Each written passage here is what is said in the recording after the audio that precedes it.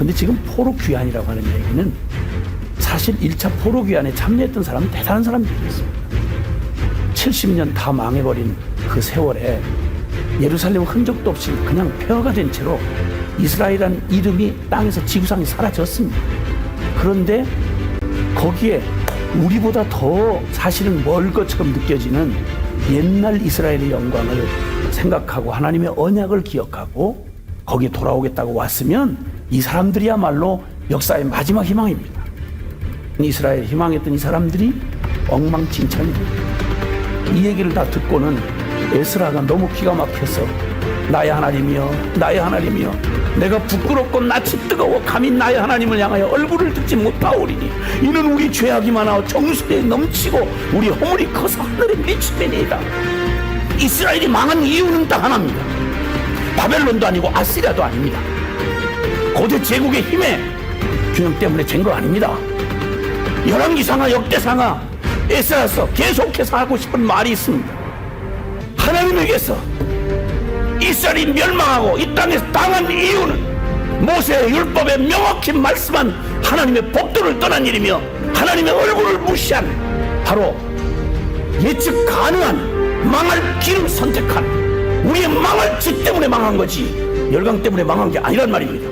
이게 역사적 우리 성경적 사관이며 이게 바로 하나님을 믿는다고 말하는 우리가 아는 바의 역사의 귀결인 것입니다.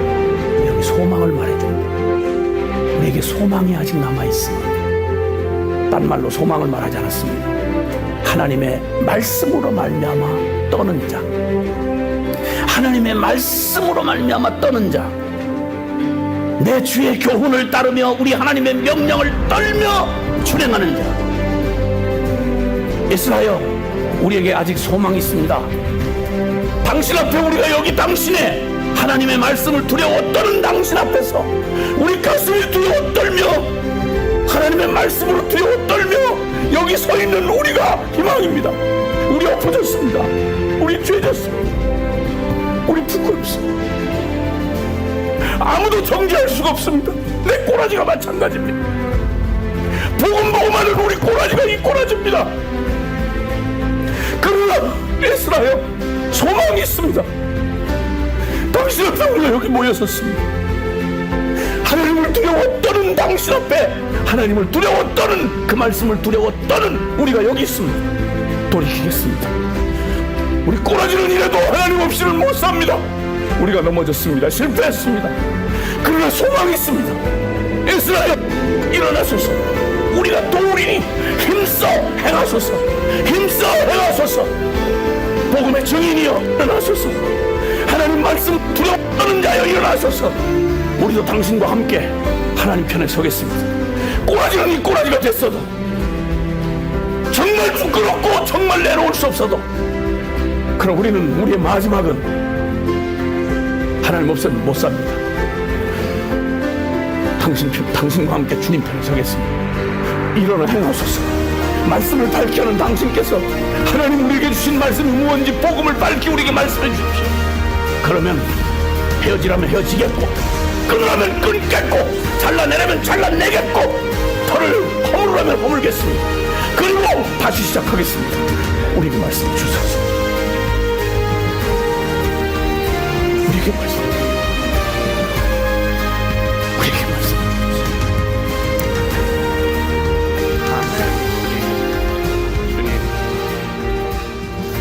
주님 우리에게 말씀하소서. 주님 우리에게 말씀해 주소서. 주님 말씀해 주소서. 예수님 이름으로 기도합니다. 아멘. 아멘. 아멘. 우리 주님을 사랑하시는 분만 아멘 하십시다. 아멘. 옆에 계신 분에게 주님만 기대합시다. 주님만 기대합시다. 잊지 마시고 주님만 기대하십시다. 최선의 가장 무서운 적은 차선이다. 이런 생각이 들었습니다. 우리의 적이라고 하면 반대편에 있는, 누가 봐도 저건 우리의 적이네 이렇게 말할 수 있는 적은 이렇든 저렇든 준비를 하고 방어하고 대적하고 그렇게 이길 수가 있는데, 오히려 우리를 최선에 이르지 못하게 하는 가장 무서운 적은 최선 바로 밑에 있는 차선. 이 차선이 우리를 최선에 이르게 하지 못하는 가장 무서운 적이 될 수 있다라고 하는 사실을 깨달으며 가슴이 섬뜩했습니다. 하나님을 위해서 한다고 하는 수많은 좋은 방법, 대안, 그리고 참 논리적이고 설득력 있는 그러한 개념들, 심지어는 잘못하면 신학까지도 하나님의 말씀을 대체하는, 하나님 말씀을 보지 않아도 되는, 하나님의 말씀보다 훨씬 더 권위를 부여하는, 좋자고 한 일이, 잘하자고 한 일이 하나님의 말씀에서 멀리 떨어지게 하는 순간, 그게 아무리 주를 위한 명분이고 아무리 비슷하게 성경이라는 틀에서 찾아내온 것이라 할지라도 하나님의 살아계신 하나님의 준엄한 말씀을 대체할 수는 없습니다. 그러기에 영적인 위기가 찾아올 때마다 어느 시대나 그랬지만 영성이라는 이름으로 구약에만 해도 수많은 거짓 선지자들이 이런저런 퍼포먼스와 그리고 인간의 이 타락한 영성을 충족시켜 줄 만한 그럴듯한 영적이라고 포장하고 기만하는 이러한 일들이 막 난무했습니다. 다 좋은 말이었습니다. 잘 된다는 말이었습니다. 이게 해답이 될 것만 같았습니다. 그런데 그게 하나님의 말씀으로부터 멀리 떨어지게 하는 저주 중에 저주인 줄은 그렇게 오래 가지 않아서 드러났습니다. 혼돈의 때가 되면, 영적 암흑기가 되면, 그러면 목적 잃은 영성이 판을 칩니다. 우리의 영성을 살아계신 하나님을 만나게 하고 하나님의 거룩한 그 생명의 능력으로 충만케 하시는 일에 다른 왕도가 없습니다. 우리를 이 기가 막힌 흑암의 혼돈의 시기에 우리가 다시 돌이키고 잘못 간 길에서 회복하는 유일한 길은 다른 게 없습니다. 다른 대안이 없습니다. 오직 영원한 진리의 말씀으로 돌이키는 수밖에 없는 것입니다. 성경에 수많은 사례들이 많이 나와 있겠습니다만은 특별히 그 엘리야라고 하는 선지자 중에, 선지자 이렇게 말할 수 있는 사람이 엘리야였는데, 우리에게는 그렇게 유명한 그 대단한 영성의 엘리야가 필요했던 때는, 그렇게 특별하고 대단한 영성이 두드러지게 드러나야 했던 때는 오히려 가장 영적인 암흑기였습니다. 아시는 대로 북이스라엘이 하나님 앞에 타락을 하고 아주 깊은 영적 암흑기를 맞이했던 때가 바로 아합 시대였습니다. 세계 역사상 3대 악녀 중에 하나를 꼽으라면 바로 이 아합의 부인이었던 시돈의 공주 출신의 바로 아합의 부인, 누구인지 기억이 나시나요? 이세벨 말입니다. 이세벨. 그는 바알 종교의 선교사였습니다. 그 어처구니 없는 거짓된 종교의 선교사만 해도 목숨 걸었습니다. 감히 하나님의 나라라고 하는 이스라엘 한복판에 들어와서, 왕실에 들어와서 알려져 있는 모든 선지자를 칼로 쳐 죽였습니다. 하나님의 나라라는 이름을 가진 북이스라엘을 와서 쑥밭을 만들었습니다. 그 성인 소화증이라고 해야 되나요? 그 개념 없는 아합 왕이라고 하는 이 불쌍하고 가련한 한 인물이 거기 왕의 자리를 차지하고 나니까 그냥 저주입니다. 어느 시대에나 지도자 잘못 뽑으면 그 시대 모두가 같이 공통으로 그 비극을 겪어야 되는 것처럼, 그때 하나님의 나라와 하나님의 왕국과 그리고 이 사탄의 왕국의 세력이 아주 첨예하고 날카롭게 부딪히던 바로 그럴 때였습니다. 열왕기상 17장에 보면 하나님의 심판이 선고가 되고, 그리고 하나님을 떠난 그 이스라엘에게 수년 동안, 나중에 결국 3년 반 동안 비도 이슬도 멈춰버렸어요. 자, 이 하나님을 믿고 안다고 하는 선택받은 이스라엘은 3년 동안 비도 이슬도 멈춰버린 심판을 당하는 동안에 이 엘리야를 통해서 주님은 놀랍게 아주 우리 성경을 읽는 우리의 심령 안에 아주 선연하게, 헷갈리고 복잡하게 말할 필요가 없을 만큼 아주 뚜렷한 대조를 보여주십니다. 성경에는 하나님의 진리를 아주 명확하게, 기묘하게 말로 꼬아서 아주 깊이 은밀하게 무언가 이어령 비어령 할 수 있는, 귀에 걸면 귀걸이, 코에 걸면 코걸이, 이런 식으로 애매모호하게 말하지 않았습니다. 종교개혁자들이 말했던 것처럼 하나님의 말씀에 특징이 있다. 그것은 단순, 명확, 강력하다. 맞습니다. 복음이 복음되려고 그러면 아주 단순하고, 그리고 아주 명확하고, 그리고 강력해야 합니다. 스위스의 종교개혁자였던 즈빙글리의 말입니다.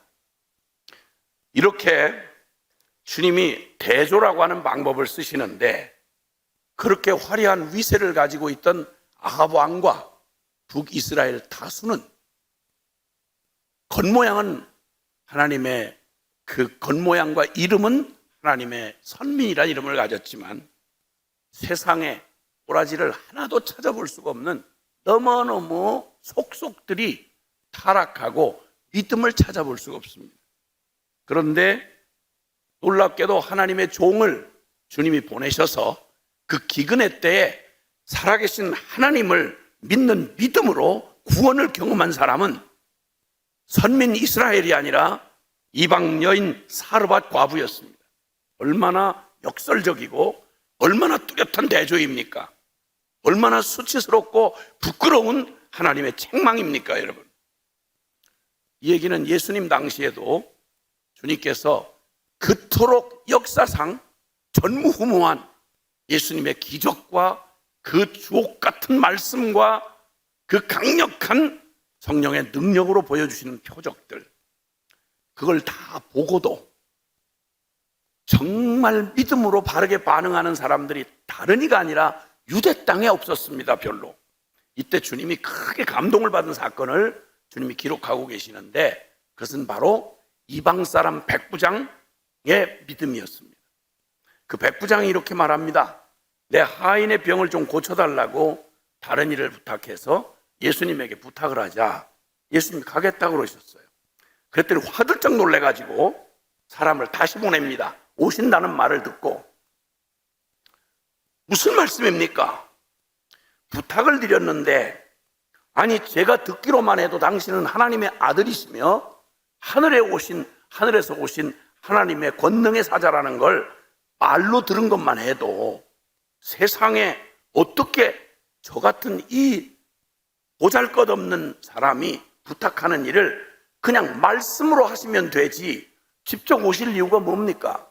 나 백부장인데 내 위에도 상관이 있고 내 아래에도 하인이 있어서 제가 가라 하면 가고 오라 하면 오고, 백부장의 권세에 말 한마디만 해도 오고 가고 그 명령을 따라 되어지거든. 하물며 로마 황제가 내가 부탁했다고 직접 로마 황제가 나시면 나는 심장 멎어 죽습니다. 그럼 로마 황제도 아니고 만왕의 왕이며 하나님의 아들이라고 하시는 당신께서 친히 납신다니 이게 무슨 말입니까? 감당을 못하겠습니다. 그러니 말씀만 하옵소서. 그리하면 내 종이 낫겠나이다. 이때 주님께서 뭐라고 말씀한지 아십니까? 너무 주님이 놀라시면서 또 기뻐하시면서 내가 이스라엘 중에서 하나님의 백성 주여 주여 하는 모태신앙 중에서 이만한 믿음을 본 적이 없다. 나라의 본 자손들은 성경 안 끌어안고 예루살렘 성전 자랑하고 혈통 자랑하고 성경 지식 자랑하는 그들은 바깥 어두운 데서 이를 갈며 반을 하겠지만, 믿음을 가진 사람들은 온 세계 만방에서 이 단순 명확 강력한 살아계신 하나님의 말씀을 말씀으로 믿은 그 믿는 자들은 하나님의 나라의 본자손들이 될 것이다. 이렇게 대조하여 보여주신 아주 강력한 말씀이 있습니다. 구약에도 마찬가지였습니다. 자, 열왕기상 18장 그 다음 장에 보면 우리가 너무도 잘 아는 엘리야 때 하고 늘 기다리는 그 멋진 하나님 나라의 권세를 보여주시는 갈멜산 전투가 나옵니다. 정말 통쾌무비였습니다. 이스라엘을 구원하신 출애굽의 기적의 구원을 보고도 그게 별 효력이 안 돼서 광야에서 엎드려 죽은 다수의 이스라엘 백성들이 있었는데, 그 이후에 하나님께서 이 답답하고 암울한 영적 암흑기에 주님께서 오직 450명대, 바알 선지자 450명대 오직 하나님의 종은 엘리야 한 사람이었습니다. 그리고 갈멜산에서 누가 불로 응답하시는지를 보자. 제발 이젠 말장난 말고 이런저런 개념 늘어놓고 이런 그냥 말뿐인 말잔치 말고 폼잔치 말고 불로 응답하시는 살아계신 신이 참 신이시다. 자, 그렇게 하겠느냐? 이 도전장을 피할 놈이 아무도 없었습니다. 모두가 다 함께 모여들어서 드디어 그 결전장의 갈멜산 꼭대기에서 영적 전투가 벌어졌습니다. 얘기해 볼 것도 없죠. 우리가 아는 바대로만 말을 해도 살아계신 하나님 아닌 다음에야 하늘에서 어떻게 불이 내려오는 일이 가능하겠습니까? 바알 선지자 450명이 생난리 굿을 벌였습니다. 말 그대로 구슬했죠. 펄펄 뛰고 난리를 치다가 나중에 엘리야가 조롱을 합니다. 너희 신이 잠이 들었는지 모르겠다. 이 신을 깨워야 될 거 아니냐? 어디 출장 갔나? 그러면서 얘기를 했더니 막 자기 몸을 자해하면서 난장판을 벌였습니다. 그러나 성냥불 하나도 위에서 떨어질 일은 불가능했습니다. 자, 완벽한 거짓이 드러난 다음 엘리야는 그 요란스러운 종교 행위하지 않았습니다. 딱 하나. 한 일은 다른 거 없어요. 제단을 쌓아놓고 그리고 그들이 갈기갈기 찢긴 채로 하나님의 그 선민이라는 명분을 잃어버린 그들을 하나님의 언약은 전혀 변함이 없다는 사실을 기억하게 하려고 12돌로 이스라엘 전체를 포함하는 12돌로 단을 쌓고 그리고 거기에 그 각을 뜨고 짐승을 올려놓고 그리고 재물을 올려놓고 그리고 아야 물을 갖다가 콸콸콸콸 부어버렸습니다. 절대 매직쇼 못하도록 대강 갖다가 꾸며 붙여서 하나님이 한 거야 이런 짓 못하도록 아주 단순, 명확, 강력하게 그래서 하나님의 능력을 보여주도록 인위적인 어떤 작동도 끼지 못하게 했습니다. 주님을 기대하고 주님만 하시기를 나타내 보여주시기를 이 혼돈과 흑암한 암흑기에는 아주 뚜렷하고 강력한 아주 분명한 하나님의 나타나심이 필요합니다. 그래서 하나님 앞에 기도할 때 요란스럽게 기도하지 않았습니다. 이상한 막 신령한 폼을 잡으면서 하지 않았습니다. 아주 간단하게 이렇게 기도합니다. 하나님, 여호와 당신만이 하나님이신 것과 내가 주의 종인 것과 내가 주의 말씀을 따라 이 행하는 일임을 알게 해 주옵소서. 너무 명확한 기도였습니다. 하나님 당신이 살아계신 유일하신 하나님이신 것과 내가 주의 종인 것과 그러니까 종놈 도와서 종놈 도움받아 간신히 신노릇 하시는 분이 아니란 말입니다. 종이란 말은 주인이 시키면 시키는 대로 하라면 하는 대로 말 부탁하면 덧붙이고 뺄 권한이 없습니다. 너무 종이 잘나서 너무 종이 영악해서 주인이 시킨 주인이 당황할 만큼 너무 말을 잘하고 너무 분위기에 맞춰가지고 이 말 저 말 덧붙이면 능력 있는 자가 아니라 인기 있는 자가 아니라 사기꾼 놈입니다. 아주 단순 명확하게 기도를 했더니 하나님께서 하늘에서 불이 내려와서 그냥 도랑의 물까지 싹싹 핥았습니다. 더 이상 아무리 타락한 이스라엘 백성들이지만 거기서 우물쭈물 있을 수가 없었습니다. 450명 바알 선지자를 그대로 기손 강가로 끌고 가서 완전히 도륙을 해버렸습니다. 멋진 통쾌한 심판이 나타났던 것이고 하나님의 권능이 드러났습니다. 근데 곧바로 그 다음에 곧바로 19장에는 이세벨의 그냥 악에 찬 아주 도끼 어린 독설이 전해졌습니다. 너 내일까지 엘리야 너 네 목과 몸을 분리하겠어. 분리수거를 하겠다고. 안 그러면 신들이 내게 벌을 내릴 거야. 죽여버리고 말겠어. 그 도끼 어린 이세벨이 온 나라의 권력을 다 동원해서 공갈 협박을 들이댔습니다. 자, 이때 한 장 차이로 영웅의 모습이 완전히 도망자의 모습이 되어 그냥 잠깐 위기를 작전상 모면하는 게 아니라 깊은 낙심과 두려움에 빠져들어갔습니다. 야, 하나님의 능력 있게 쓰임받았던 한 사람 인생이 하나님의 능력에서 시선이 빗나가는 순간, 아, 이럴 수가 있구나. 완전히 천하를 호령하고 그 세상을 두려워 떨게 하던 영성의 사람 엘리야가 곧바로 비참한 두려움에, 초조한 두려움에 저 깊이 광야로 도망쳐서 광야의 로뎀나무 아래서 죽기를 구하고 있었습니다. 날 죽여달라고. 하나님 날 죽여달라고. 얼마나 낙담이 됐던지 주님께서 천사를 보내셔서 그에게 다시 힘을 얻게 해주셔도 먹고 기력을 찾았지만 또 쓰러집니다. 도대체 일어설 수가 없는 깊은 영적 딜레마에 완전히 침잠됐습니다. 그리고 그가 1차, 2차 천사가 그를 먹인 후 힘을 얻어서 죽기 살기로 달려서 40주야를 달려서 호렙산 굴에 숨어 들어갔습니다. 그때 하나님께서 지쳐서 그 멀리 도망쳐서 호렙산 굴에 숨어 있었던 이 대단했던 영성의 대가, 이 어마어마한 하나님의 권능에 쓰임받았던 주의 종, 그는 정말 깊은 두려움 가운데 빠져서 하나님이 그에게 찾아오셔서 묻습니다. 네가 어찌 여기 있느냐고요. 네가 어찌 여기 있느냐.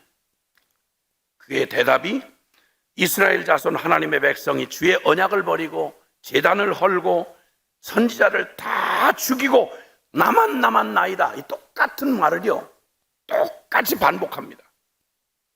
얼마나 깊이 두려움에 빠졌는지요. 나만 나이다. 나만 나이다. 이 말 속에는 하나님은 어디에도 안 보이고 외롭게 투쟁했던 나는 홀로 남겨졌고 아무리 애를 써도 아무것도 바뀔 것도 없고 된 것도 없습니다. 그 열광하던 이스라엘 백성은 곧바로 저 이세벨의 그 거품문 도끼 어린 공갈 협박에 전부 꼬리를 내리고 겁먹은 강아지처럼 다들 숨어 들어가서 이전처럼 갈멜산 전투가 있었는지 없었는지조차도 금방 잃어버리고 자기 자신도 그렇듯이 그러했습니다. 하나님은 어디에도 보이지 않고 나만 남았습니다. 내가 애쓰고 이토록 외로운 투쟁을 했지만 아무것도 바뀐 것도 없고 된 것도 없습니다. 자, 이런 엘리야에게 필요한 건 뭘까요? 그는 이미 역사상 그냥 볼 수 없는 매일 반복되는 이런 이상한 일은 하나님도 행하시지 않습니다. 하나님이 천지를 창조하신 자체가 기적이죠. 무에서 유를 창조하셨으니까요. 근데 그 창조도 믿지 않는 이 악심을 품은 이 기가 막힌 영이 죽어 이 악독한 이 백성한테 무슨 기적을 주면 인간 바뀌겠습니까? 죄송하지만 제가 아는 바만 해도요, 절대 성경의 증거도 그렇지만 한국교회 70년대, 80년대, 90년대 그 한복판에서 아마 그냥 예수 믿는 사람으로는 은혜를 받아 쫓아다니면서 열정으로 섬긴 거에는 저도 두 번째 가라면 싫습니다. 죽기 살기로 쫓아다니고 별의별 거 다 봤습니다. 한국교회에 대단하게 한국교회를 휩쓸었던 한 시대를 그냥 대나게나 다 몰려들고 무슨 동기로 몰려든지 모르지만 진짜 십자가 하나만 꼽아놓으면 개척교회예요? 크게 어렵지 않았습니다. 십자가만 꽂아놓으면 사람들이 1년에 한 100명, 200명 모이는 거 거저 모였습니다. 특별한 어디 시골 어려운 동네 아니고는. 그리고 기도원마다 사람들이 미어터졌습니다. 강사가 백구두 백바지 입고 다리만 흔들어도 할렐루야 하고 가서 뒤로 넘어졌습니다. 그냥 흔한 말로 막말하시는 부흥사는 개도 받는 방언을 못 받는 놈은 개만도 못한 놈이라고 욕을 막 쏟아부으면 그러면 모든 사람들이 다 회개하고 울면서 방언 받겠다고 막 덤벼드는 이런 상황들. 방언 터쳐주는 평양 출신 권사님. 수많은 일들이 전국 각지에서 일어났습니다. 그리고 폭발적으로 성장을 했습니다. 모두가 다 잘 믿는 줄 알았습니다. 더 바랄 게 없었습니다.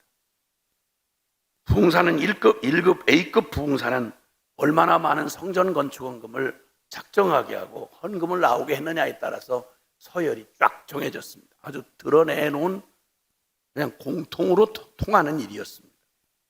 꽁 잡는 게 매라는 식의 그러한 가치관이 세속적 가치가 하나도 의심도 고민도 되지 않고 그대로 통용되던 때가 바로 그때였습니다.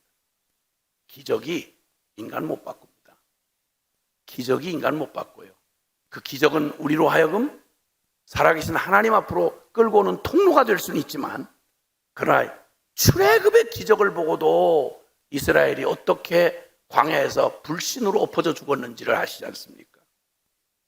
인간 문제는 그렇게 간단하지 않습니다. 이렇게 그 기가 막힌 상황에 깊이 낙담이 돼서 꼭 계란으로 바위를 치는 것 같은 이 절망 앞에 털썩 주저앉은 이 영성의 사람 엘리야를 어떻게 하면 회복할 수 있을까요? 주님께서 열왕기상 19장 11절에 주님께서 직접 그에게 찾아오셔서 주님이 보여주신 얘기는 다른 거 없었습니다. 주님이 그를 숨기시고 그리고 주님을 나타내 보이시는데 첫 번째는 크고 강한 바람으로 임하셨습니다. 두 번째는 터가 흔들리면서 지진이 막 산을 흔들고 땅을 터쳤습니다. 세 번째는 지진 후에 불이 임했습니다. 가히 모든 것 다 더 이상의 권능을 표현하지 않아도 될 만큼 강력한 하나님의 권능으로 거기 임하셨습니다. 근데 그 속에 계시지 않았습니다. 크고 강한 바람 가운데도 계시지 않았고 지진 가운데 계시지 않았고 그리고 지진 후 불에도 하나님이 계시지 않았습니다. 그리고는 그 불 후에 세미한 음성으로 하나님이 임하십니다. 네가 어찌하여 여기 있느냐. 낙심한 그가 똑같은 대답을 또 아주 마음에 새겨진 대답을 합니다. 주여, 이스라엘 자손이 주의 언약을 버리고 제단을 헐고 선지자 다 죽이고 나만 남았나이다. 나만 남았나이다. 그렇게 되풀이하고 주님 앞에 반응을 합니다. 이때에 열왕기상 19장 15절에 세미한 음성으로 임했던 주님이 하시는 말씀은 의미상으로 보면 이런 겁니다. 너 눈 똑바로 뜨고 정확하게 날 바라봐. 너 이놈! 너 눈 똑바로 뜨고 날 똑바로 보고 알 것 알아라. 하나님의 나라의 위엄을 봐라 라고 말씀하시는 내용입니다. 세상의 그 기가 막힌 상황은 길길이 뛰는 아합과 이세벨의 저 미친 권력이 길길이 뛰고 온 백성은 모두가 다 하나님 편에 선 게 아니라 그들의 편에 서서 눈에 보이는 모든 자를 다 죽이고 아무도 남지 않았다고 말하는 그때에 주님께서 말씀합니다. 아니야, 바알에게 무릎 꿇지 아니한 7천인을 내가 남겨두었어. 다시 말하면 이런 겁니다. 엘리야, 내 눈에 안 보이면 없는 거냐? 내 눈에 안 보이면 없는 거냐? 이 말입니다. 우린 주로 내가 보고 듣고 내가 항상 하나님 없는 내가 주체가 되어 살아왔던 나는 고작해봤자 내 눈에 뵈는 게 뭐가 보입니까? 어디를 볼 수 있습니까? 우린 동시에 예배당한 거 밖을 동시에 못 봅니다. 우린 동시에 모든 곳에 함께 있을 수가 없습니다. 이 유한한 인생이 내 눈에 안 보이니까 고로 없는 거야. 들리지 않으니까 아니라는 거예요. 이런 교만이, 이 대책 없는, 이 어처구니 없는 게 어디서 왔습니까? 에덴 실향민인. 그래서 하나님을 죄와 허물로 영이 죽어 하나님을 알 수 없는 이 개념 없는 이 병든 자의 왜곡 때문에 그렇게 되는 것입니다. 그때 주님께서 내 눈에 보이지 않는다고 없는 거 아니야? 그 혹독한 시대에 다 죽이고 멀쩡히 정신 차린 채로 하나님을 믿는다고 말하고는 발을 붙일 수 없는 저 북한 땅 같은 기가 막힌 상황 속에 바알에게 무릎 꿇지 아니하는 순전을 지키는 하나님의 백성들을 주님은 7천 명을 남겨두었다고 주님이 말씀을 하시는 겁니다. 그리고 말하시기를 그들의 적국이었던 아람 나라, 너는 하사엘에게 기름을 부어서 그 아람 나라의 왕권, 적국입니다. 다른 나라의 왕이 될 사람에게 기름을 부어라. 그를 임명하라 이 말입니다. 하나님이 임명해 주겠다 이 말입니다. 그리고 이스라엘 왕 예후가 될 왕이 될 사람 아합 뒤에 아합을 심판하는 일에 쓰임받는 예후에게 너 가서 기름을 부으라. 그리고 사밧의 아들 엘리사 선지자에게 기름을 부어라. 사랑하는 여러분, 우리 눈앞에 보이는 현실, 우리 눈앞에 기승을 부리는 그런 세력들, 우리의 그 똑똑하게 판단력을 가지고 지성을 가진 우리가 다 해봤자 우리가 아는 지성으로, 지혜로 우리는 역사를 판단하고 분별하고 그리고 우리가 아는 결론을 내립니다. 아니요, 급하게 하지 말고 무릎 꿇어야 합니다. 그리고 주목해야 합니다. 내 눈에 안 뵌다고 없는 거 아니며 내가 아는 지식이 다가 아닙니다. 지식의 근본은 여호와를 경외하는 것입니다. 할렐루야. 그래서 그 주님이 하사엘의 칼을 피하는 자를 예후가 칠 것이고 예후의 칼을 피하는 자를 엘리사가 죽일 것이다. 그러니까 눈에 어떻게 보든지 하나님이 역사의 주인이시며 그리고 하나님의 나라는 어떻게 보이든 상관없이 하나님 나라는 지금도 모든 왕 중에 왕이시요 모든 권력 위에 하나님이 이 땅을 통치하고 계시는 여호와 그는 살아 계시며 이 땅의 진정한 왕이시며 주인이십니다. 대한민국의 주인은 어느 정당이 아니라 어느 누구가 아니라 살아계신 하나님이십니다. 세상의 권력은 지금은 말이 좀 바뀌었지만 청와대도 아니며 백악관도 아니라 하늘 보좌, 영원하신 주님의 보좌가 이 온 땅의 운명을 다스리시고 통치하시는 최후의 권위인 것입니다. 그래서 주님께서 하나님이 눈에 보이는 이 기승하는 악에 대하여 하나님 어찌 침묵하십니까? 어떻게 저 이세벨을 그냥 두십니까? 흔들리고 정말 무릎이 꺾였던 바로 이 사람 엘리야, 그에게 영성을 회복하는 일은 크고 강한 바람, 지진도 아니며 산을 가르는 지진도 아니며 바람도 아니고 불도 아니라 세미한 하나님의 음성이었습니다. 하나님께서 이 일을 통하여 혼돈과 낭만 가운데 있는 영성이 흔들린 채로 두려움 가운데 있었던 엘리야라고 하는 하나님의 사람, 그를 하나님 나라의 권능을 보여주시며 눈에 보이는 것으로 판단하지 말아라.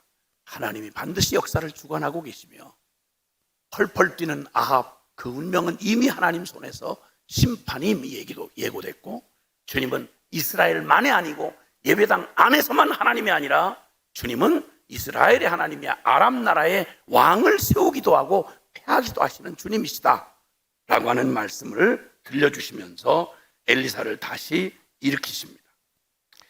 자, 이제 주님은 엘리사 시대의 그 혼돈과 그리고 영적 암흑기에 하나님의 백성들이 혼돈을 겪고 낙마하고 흔들리고 의기소침해질 때 주님이 우리의 영성을 회복하시는 주님의 방법은 놀랍게도 영원히 변치 않는 방법이 있습니다. 그것은 하나님의 말씀으로 돌아가는 것입니다.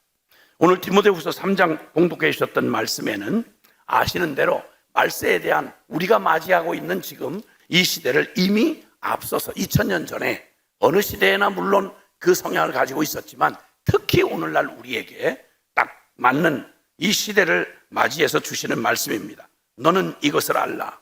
말세에 고통하는 때가 이르러. 말세가 되면 될수록 점점 진화돼서 사람들의 과학이 발전하고 4차 산업혁명이 일어나고 그리고 AI가 그 온 세상을 편리하게 해줘서 사지배체 멀쩡히 가진 놈이 앉아서 생각만 해도 생각하는 대로 되는 이상하고 괴이한 로봇의 시대, 그리고 인공지능의 시대, 인간을 대체할 만한 이러한 멋있고 재밌는 애들 장난 수준의 시대가 올 거라고 온통 하나님을 대체한 이런 일들로 넋이 빠져 있습니다. 그리고는 변함없는 인생들, 하나님을 에덴 실향민이 된 이래로 인간들이 보이는 모든 태도는 다른 거 없습니다. 하나님을 대신하고 마음에 하나님 두기를 싫어하고 그리고 자신이 마음의 주인이 되어 하나님이 되어 내 멋대로 하고 싶어 하는 이런 것들 말이죠. 이걸 이렇게 말씀합니다. 사람들이 자기를 사랑하며 돈을 사랑하며 자랑하며 교만하며 비방하며 부모를 거역하지 아니하고 부모를 거역하며 감사치 아니하고 거룩하지 아니하고 무정하고 원통함을 풀지 아니하고 모함을 하고 절제하지 못하고 싸나우며 선한 것을 좋아하지 아니하며 배신하며 조급하며 자만하며 쾌락 사랑하기를 하나님 사랑하는 것보다 더하다. 말은 복잡하게 반복되고 있지만 한마디로 나 아주 지독한 개인주의, 아주 지독한 인본주의, 마음과 사상에 하나님을 둔 적이 두려워함이 없고 오직 내가 하나님이 되어서 그냥 오직 그죠? 그래서 이때 좀 굉장히 뭐가 있어 보이는 표현들로 다원주의다, 포스트 모던이다 이런 소리를 하지만 그 말 복잡하게 말할 게 없습니다. 전부 다 절대 진리란 없다. 하나님 없다. 다 네가 다 하나님이다. 신이라는 게 따로 있는 게 아니다. 너도 옳고 나도 옳다. 이렇게 말하는 이유는 누구도 건들지 말아라. 여기서 멈추지 아니하고 그냥 하는 짓으로는 만족할 수 없으니까 전부 하나님이 순리로 주신 천부적 그러한 하나님의 그러한 그 축복과 특권을 전부 바꿔서 남자를 남자라고 하면 말을 하면 안 되고 여자를 여자라고 말을 하면 안 돼요. 그냥 성적인 쾌락도 이건 오직 쾌락만을 위해서 존재하는 시대. 성혁명이니 젠더 이데올로기니 뭔 갖다 말을 갖다가 언어 장난질을 하는지 생난리를 치고 순리를 쓸 것을 영리로 바꾸어 쓰고 하나님을 마음에 두기 싫어하는 로마서 1장에 나오는 말입니다. 로마서 1장 28절, 25절부터 27절, 28절 그리고 거기에 결론적으로 그들이 마음에 하나님 두기를 싫어하며 그 상실한 마음대로 하나님이 내어버려 두사 그들이 추구하는 하나님을 저버린 그들의 중심의 그 더럽고 사악한 그 끝이 어디로 향하는지를 보게 하시려고 이 암흑 가운데 이 세대에 주님이 때마다 잔소리하시지 않고 그냥 그들이 그토록 원하고 추구하는 하나님을 대체한 문화가 어떤지 하나님을 대체한 역사가 어떤 것인지를 아주 몸서리치게 경험하도록 두신다는 겁니다. 더욱 끔찍한 건요, 쾌락 사랑하기를 하나님 사랑하는 것보다 더하다는 겁니다. 여기에 동성애니 말로 다 해서 이 땅에서 일어나는 이 쾌락 지상주의, 여기에 푹 빠져든 세상. 그 중에 종교는 어떻게 되는지 아십니까? 5절에 경건의 모양은 있으나 경건의 능력은 부인한다. 여러분, 종교의 모양은 절대 사라지지 않습니다. 제일 잘 되는 장사가 종교 장사입니다. 왜냐하면 인간은 짐승과 다르거든요. 영적인 기능이 남아 있어가지고요, 절대 다른 것으로는 채워지지 않는다는 걸 어젯밤에도 말했지만 안 채워져요. 그러니까 무슨 모양을 하더라도 종교적 흉내를 내야 됩니다. 가상의 신을 만들어야 됩니다. 그리고 보이든 보이지 않든 우상을 만들고 거기에 몰입을 하면서 초월적 어떤 그걸 영적이라고 말하는 이 비틀려진 이 타락한 영성이 난무하는 시대가 마지막이 될 거라고 주님 말씀합니다. 자, 이 혼돈과 그 해결의 끝이 보이지 않는 이 마지막 때를 사는 우리에게 주님은 뭐라고 말씀할까요? 우리는 곧바로 이렇게 반응을 합니다. 야, 현대 세상을 알아야 된다. 앞장서 가야 된다. 예, 맞는 말이죠. 여러분, 그렇게 기능적으로 앞장서고 세상의 유행에 앞장선 교회를 보고 감동해서 영혼이 구원받을 줄 아십니까? 아니요. 역사의 실험은 지금까지 한 걸로도 충분합니다. 교회가 교회다워야 합니다. 복음을 영화롭게 해야 합니다. 복음이 복음다워야 하고 교회가 교회다워야 하는 것입니다.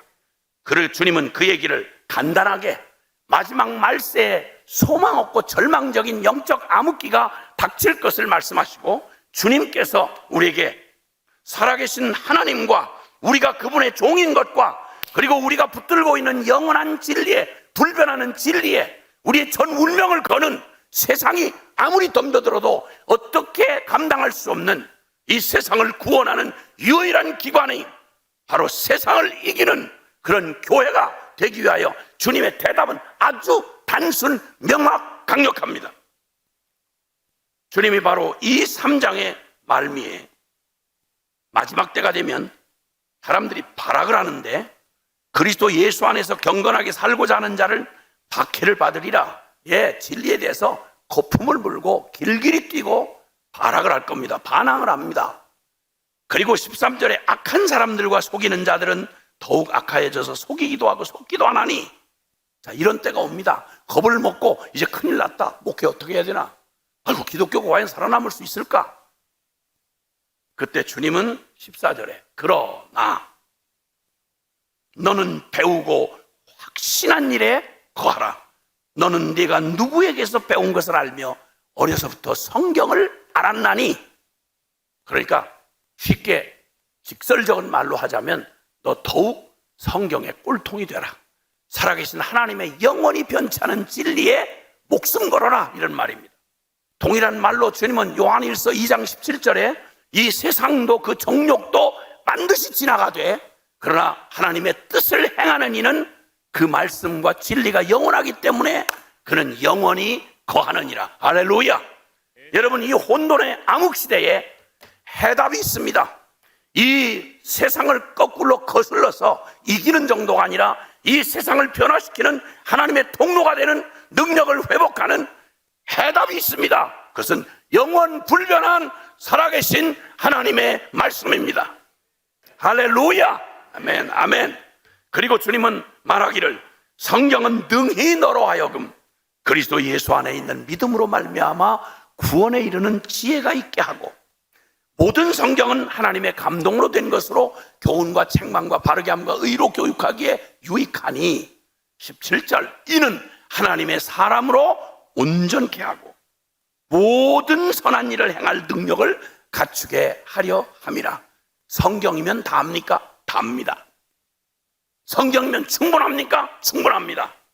사실 이 세대에 필요한 건 하나님 말씀에 대한 확신을 가지고 살아계신 하나님의 말씀과 운명을 같이 하는 살아있는 증인이 필요한 거지, 수다하고 세상 사람도 흉내낼 수 있는 따위의 인간의 지혜에서 나온, 아니면 인간의 손끝에서 나온 인간 수작에 의존하는 교회가 아니라 하나님의 영원한 진리에 목숨 건 확신을 가진 사람들이 세상이 다 어떻게 다 치우쳐 넓은 길로 갈지라도 주님 앞에 왜 꼭 이 질문을 해야만 갈 수 있는 진리의 오직 한 길, 좁은 길을 선택하고 주님의 진리의 말씀에 그냥 대강 와서 정신적 위안을 받는 사람이 아니고 성경을 일단 덮어놓고 한참 한국 교회가 막 흥황한 시대에 주님께서 말씀을 세워주셔서 그렇게 너무도 이 영성하는 이런 사람들과 함께 집회를 가면 그 수천 명이 이상하게도 기대하는 게요, 말씀이 모든 체험과 기적과 능력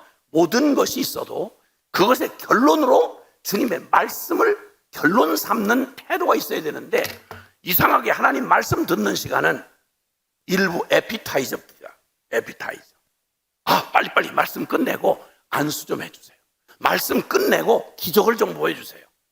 하나님으로부터 오는, 하늘로부터 오는 모든 빛들의 아버지께로부터 오는 게 선하고 아름답고 버릴 것 없는 거겠지만, 그러나 그 모든 것은 목적 없이 행해지지 않습니다. 주님이 목적 없이 매직쇼 하듯이 은사를 남발하시지 않습니다. 하나님의 체험과 기적과 이것들은 모두 목적이 있습니다. 그것은 바로 살아계신 영원한 하나님과 그분의 말씀이 얼마나 명확한지를 알게 해주시고, 그 말씀의 복음 진리 앞으로 우리를 이끌어 오시는 하나님의 손길이고 도구이지, 그게 목적이 될 수 없다는 겁니다. 근데 사람들은 하나님이 필요한 게 아니라 하나님 손에서 떨어지는 기적 보따리, 하나님 손에서 떨어지는 우리가 원하는 이거 받고 떨어지는 겁니다. 역사 내내 반복된 이야기지만 주님의 이 말씀은 영원 불변의 말씀입니다. 마지막 때가 되면 될수록 더욱 그러합니다. 이스라엘이 망한 이유는 딱 하나였습니다.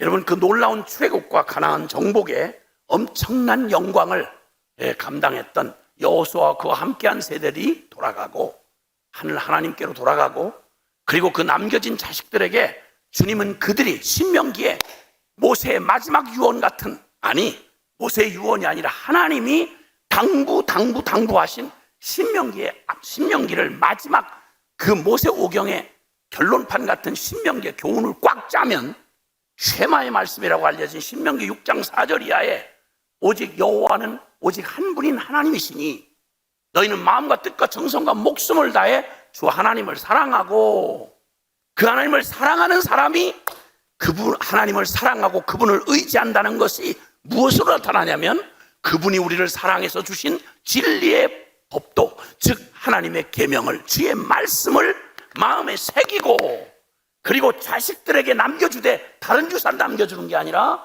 이 말씀을 부지런히 자식에게 가르쳐 주어서 그들이 집에 있을 때든지 길에 행할 때든지 앉았을 때든 그리고 일어설 때든지, 그리고 내 바깥 집 대문에, 그리고 내 이마에, 네 손목에, 그러니까 이 말은 모두가 뭐냐면 너의 지성, 너의 모든 행동, 그리고 너의 모든 가정을 이루는 그 가정의 가치, 그리고 사회생활 모든 것을 여기 살아계신 하나님의 진리에서 답을 찾아서 하나님 없는 악한 사상에서 살아계신 하나님을 경외하는 사람으로 정치인도 되고 정치에 참여도 하고 하나님 살아계신 주의 말씀에 진리에 타협하지 아니하고 이 말씀 가지고 사업도 하고 결혼도 하고 가정생활도 하고 교육도 하고 교회 안에서만 하는 암송 대회 때 쓰는 말씀이 아니라 내 모든 말씀은 다 교회에서 땡 하고 끝나고, 어줍지 않게 가서 교양 과목 한두 가지 들으면 어줍지 않은 사회 정인이 뭐니 해가면서 주워 들은 얘기로 성경하고 아무런 연관이 없는 이런 일이 어마어마하게 크고 멋있어 보여서 여기에 매료된 기독교적인 배경을 가진 어줍지 않은 사람들이 이렇게 많이 난무하는 줄은 몰랐습니다. 나중에 결국 끝은 가면 무슨 꼴이 나타난지 아십니까? 이렇게 당부했던 말씀을 전쟁하고 나라 세우고 모든 것 이루느라고 놓쳤습니다. 딱 한 가지만 놓쳤어요. 다른 거 다 했는데 사사기 2장 10절이 말해줍니다. 여호수아와 그와 함께한 자들이 그 열조에게 돌아가며 그 후에 일어난 자식들 다음 세대는 여호와도 그의 행하신 일도 알지 못하였더라. 여러분, 이 결론은 성경 전체가 늘 결론처럼 맺어주시는 말씀입니다. 시편 78편은 이 사실을 염두에 두고 이렇게 교훈합니다. 시편 78편은 우리에게 말하기를 4절 이하에 우리가 이를 그들의 자손에게 숨기지 아니하고 여호와의 영예와 그의 능력과 그가 행하신 기이한 사적을 후대에 전하리로다. 그리고 말씀하면서 너희는 그들로 후대 곧 태어날 자손에게 이를 알게 하고 그들은 일어나 그들에게 또 그들의 자손에게 일러서 7절 그들로 그들의 소망을 하나님께 두며 하나님께서 행하신 일을 잊지 아니하고 오직 그의 계명을 지켜서 8절 그들의 조상들 곧 완고하고 패역하여 그들의 마음이 정직하지 못하며 그 심령이 하나님께 충성하지 아니한 세대와 같이 되지 아니하게 하려 하심이로다. 그감에 암흑시대 사사시대를 만들어낸 원인은 다른 데 있지 아니하고 하나님 말씀 덮어놓고 뒤로 제끼고 다른 일로 아주 똑똑하고 영악하게 제 살궁리 누릴 집 다 했습니다. 시대에 뒤떨어지지 않았습니다. 이방 나라 하는 짓 모든 일을 다 깨끗이 모방했습니다. 기준을 잃어버렸기 때문에요. 기준을 잃어버렸기 때문에 하나님 말씀을 저버린다는 말은 우리의 기준을 포기하는 겁니다. 나침판 없이 망망대해에 버려진 이력 편지와 같다 이 말입니다. 하나님 말씀을 잃어버린 건 그냥 교회가 조금 맥을 좀 놓았다 이런 정도가 아닙니다. 우리 인생 전체가 표류하는 것이고 우리 민족의 향방이 갈짓자 걸음을 걷는 것이고 정확하게 파멸로 가는 것입니다. 이제 우리는 단 한 가지, 오 성령께서 이 새벽에 우리 심령 안에 말씀해 줄 게 있습니다.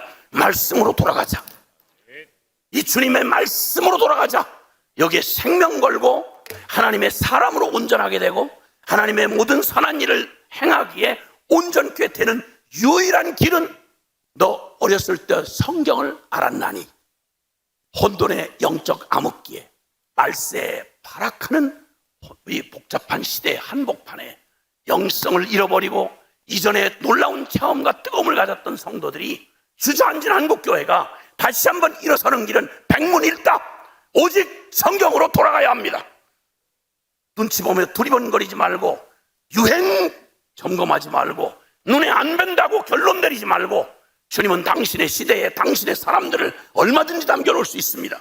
바라에게 무릎 꿇지 않은 7천인이 남아있습니다. 오늘 내가 오늘 저와 여러분이 오늘 여기서 이 새벽에 성령께서 주시는 이 도전을 받고 우리의 영혼이 세미한 음성에 엘리야가 세미한 음성 속에 임하시는 주님의 말씀을 듣고 그 영이 다시 살아나서 다시 띄어진 영적인 눈으로 역사의 주관자 되시는 주님을 발견하고 두 주먹 불 끈지고 하나님의 사명을 감당했던 것처럼 오늘 우리에게 하나님의 놀라운 은혜가 우리의 영성을 새롭게 하신 은혜가 우리의 영혼 안에 겸손해진 우리의 영혼 안에 주님께서 그 말씀으로 임하셔서 이젠 말씀 사랑하는 오직 말씀을 붙들고 여기에 목숨 걸고 올인하는 하나님의 사람들로 우리 한 분 한 분을 세워 주실 것입니다.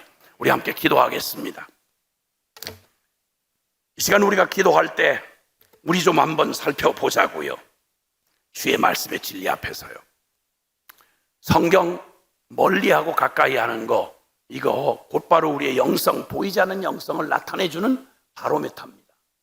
성경이 여러분 일생에 정말 내 발의 등이요 내 길의 빛이 됐습니까? 어려우면 이 사람 찾아다니고 저 동창 찾아가서 너절너절 심령 토하던 그런 시간은 있어도 하나님 우리 아버지 품에 가서 울며 주의 말씀의 위로를 구하는 그런 삶은 잃어버린 지가 얼마나 오래되셨습니까? 성경 덮어놓고 성경 들고 다니도 피곤해서 성경하고는 멀어진 만큼 마음이 멀어지는 겁니다. 다른 긴 말 할 거 없이 주님 내 인생의 모든 해답을 그리고 내 인생의 지표를 그리고 내 인생의 터를 영원한 말씀으로 주신 허락하신 주님의 당신을 사랑하는 만큼 주의 말씀에 귀를 기울이고 주님이 나에게 전부가 됐다는 고백처럼 주의 말씀이 내 심령에 전부가 되니 주여 말씀해 주세요. 가르쳐 주세요. 위로해 주세요. 알게 해 주세요. 고쳐 주세요.